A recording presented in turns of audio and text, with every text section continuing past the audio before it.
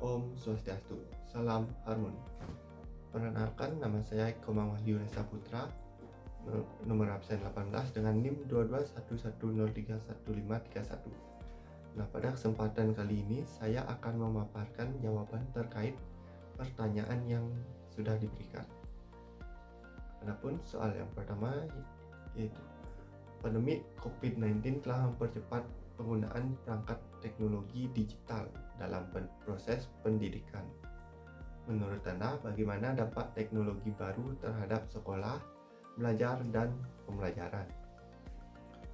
Nah, adapun jawabannya yaitu dengan adanya pandemi COVID-19, masyarakat menjadi sulit dalam melakukan kegiatan sehari-hari, sehingga semua kegiatan dilakukan di rumah. Oleh karena itu, teknologi membantu dalam jalannya kegiatan masyarakat, termasuk kegiatan pembelajaran. Mari kita lihat dampak dari teknologi dalam pembelajaran.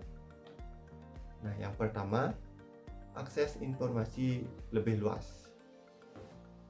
Peserta didik bisa mengakses materi pembelajaran lebih banyak, tidak terbatas dari buku saja, sehingga informasi yang didapat lebih valid.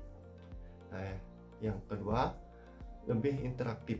Seperti yang kita ketahui, kegiatan pembelajaran sebelum terkena teknologi masih dilakukan di kelas dengan mendengarkan penjelasan dari guru, dan hal tersebut terkesan membosankan. Nah, dengan adanya teknologi dan media pembelajaran yang digunakan lebih beragam seperti game, video, dan media konkret dengan teknologi dan masih banyak lagi, sehingga pembelajaran akan lebih menarik. Nah, yang ketiga, pembelajaran lebih fleksibel. Dengan bantuan teknologi, kegiatan pembelajaran bisa dilakukan di mana saja. Kemudian soal yang kedua yaitu teknologi juga telah membawa perubahan mendasar dalam dunia kerja. Coba Anda jelaskan perubahan apa saja yang terjadi dalam dunia kerja dan bagaimana cara Anda untuk mempersiapkan diri menghadapi perubahan tersebut. Jawaban dari saya yaitu perkembangan teknologi telah membawa transformasi besar-besaran dalam dunia kerja. Beberapa perubahan signifikan yang terjadi antara lain otomatisasi pekerjaan, yaitu banyak tugas yang sebelumnya dilakukan oleh manusia kini dapat dilakukan oleh mesin atau perangkat lunak seperti robot dan AI. Nah, selanjutnya muncul pekerjaan baru. Di sisi lain, teknologi juga menciptakan jenis pekerjaan baru yang sebelumnya tidak ada, seperti data scientist, spesialis AI, dan sebagainya. Kemudian keterampilan yang dibutuhkan berubah, yaitu keterampilan yang dibutuhkan di dunia kerja saat ini semakin kompleks dan dinamis. Keterampilan teknis seperti pemrograman dan analisis data menjadi sangat penting. Namun soft skill seperti kreativitas, pemecahan masalah, dan kemampuan beradaptasi juga sangat dibutuhkan. Untuk menghadapi perubahan yang begitu cepat, ada beberapa hal yang dapat kita lakukan. Yang pertama, pelajari keterampilan baru, yaitu dengan ikuti kursus, workshop, atau program pelatihan untuk meningkatkan keterampilan yang relevan dengan industri Anda. Kemudian tingkatkan kemampuan digital, kuasai berbagai aplikasi dan perangkat lunak yang mendukung pekerjaan Anda. Kemudian kembangkan soft skill, keterampilan seperti kreativitas, komunikasi, dan kepemimpinan sulit ditiru oleh mesin. Nah, selanjutnya yaitu soal yang ketiga, yaitu menghadapi tantangan kehidupan di abad 21, diperlukan keterampilan atau skill yang penting Anda miliki. Jelaskan keterampilan apa saja dan bagaimana usaha Anda untuk menguasai keterampilan skill tersebut. Adapun jawaban saya yaitu dengan dunia abad 21 sangat dinamis dan terus berubah seiring dengan perkembangan teknologi. Keterampilan yang dibutuhkan pun semakin kompleks. Beberapa keterampilan kunci yang perlu dikuasai meliputi 4C, yaitu creativity, critical thinking, communication, dan collaboration. Kreativitas yaitu kemampuan menghasilkan ide-ide baru dan inovatif. Berpikir kritis, kemampuan menganalisis informasi, mengevaluasi argumen, dan memecahkan masalah. Komunikasi, kemampuan menyampaikan ide secara efektif, baik secara lisan maupun tulisan. Dan kolaborasi, kemampuan bekerja sama dalam tim untuk mencapai tujuan bersama. Untuk menguasai keterampilan-keterampilan tersebut, dapat dilakukan beberapa hal berikut. Yang pertama, belajar secara mandiri. Manfaatkan sumber daya online dengan mencari informasi di internet yang lebih luas. Kemudian berinteraksi dengan peserta lain. Bangun jaringan dan pertukaran ide dengan orang lain. Kemudian cari pelatihan yang relevan.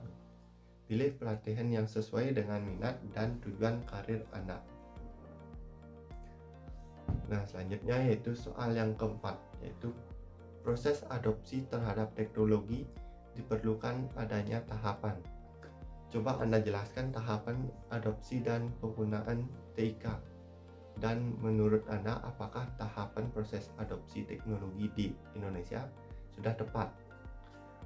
Nah, jawaban dari saya yaitu proses adopsi teknologi, yakni penerimaan dan penggunaan teknologi baru, umumnya melalui beberapa tahapan.